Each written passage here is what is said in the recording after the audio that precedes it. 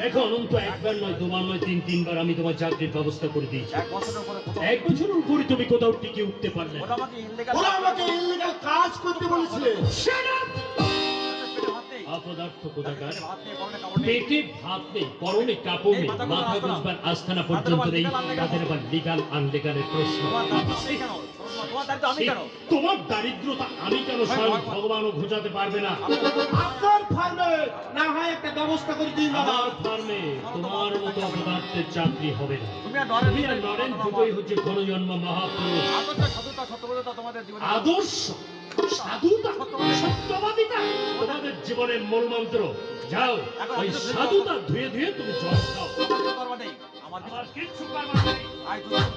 আজ দুদিন উপবাসী, আমাকে দয়া করে 20টি টাকা দিন দাদা।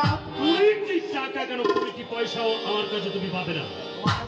তোমার কাছে বন দিয়ে দিয়ে আমি আমি খুব ভীষণ যে অপদার্থ বিয়ে করে বউকে খাওয়াতে পারে না, তার গলায় দড়ি দিয়ে বলা উচিত। চন্দ্রিমা জীবনটাকে তুমি নষ্ট করে দিয়েছো। আমি আপনার আত্মীয়। আমার মতো অপদার্থকে আত্মীয় বলে আমি স্বীকারই করি না। চন্দ্রিমা জীবনটা তুমি একেবারে তছনছ করে দিয়েছো। এই ভরণ পোষণ যদি নাই দিতে পারবে তো তুমি বিয়ে করেছিলে কোন লজ্জায়? কোন লজ্জায় বিয়ে করেছিলে? যাও, গলায় দড়ি দাও। হ্যাঁ, আপনি ঠিকই বলেছেন দাদা, আপনি ঠিকই বলেছেন।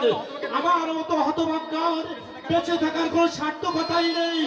এই সমাজের সঙ্গে যখন আমি খাইয়ে চলতে পারলাম না, তখন আমার মরাই উচিত দাদা, মরাই উচিত। দাও, দাও, দাও। মরার জন্য মনে হচ্ছে অ্যাক্সিডেন্ট, অ্যাক্সিডেন্ট, অ্যাক্সিডেন্ট। মরার জন্য মনের একটা স্টামিনা থাকা চাই, সেই জোর তোমার মনের মধ্যে নেই। সাধুতা সত্যবাদিতার যুগ এটা নয়, এটা হচ্ছে ছোটতা প্রবঞ্চনার যুগ, জালে ভেজালের যুগ। নইলে আপনি 12-14 বছরে কোটিপতি হতে পারতেন না। এই কুৎসিত সমাজে আমি বেঁচে থাকতে চাই না। অনন্ত, এই দুর্বিষহ জীবনে বেঁচে থাকবার চেয়ে ওই চলন্ত গাড়ির নিচে ঝাঁপিয়ে পড়ে শেষ করে দেবো আমার এই দুঃখের জীবন। এ পতিতা ধরিত্রী, তোমার সন্তানদের সঙ্গে আমি মানিয়ে